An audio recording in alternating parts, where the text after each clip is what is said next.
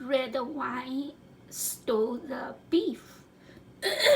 Big fire, then probably big fire when boil, then turn small fire 1 hour. I will. Like this. That's beef bean. I use I use cold water for suck a few minutes. Suck probably a few hours. Then clean.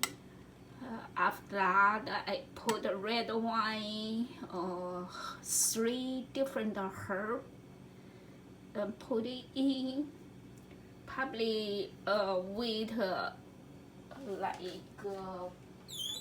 1 day refrigerator.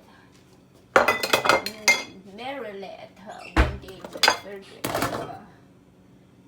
I use a lot of herb. So this cilantro. Use salt, black pepper, and herb. 3 different kind of herb.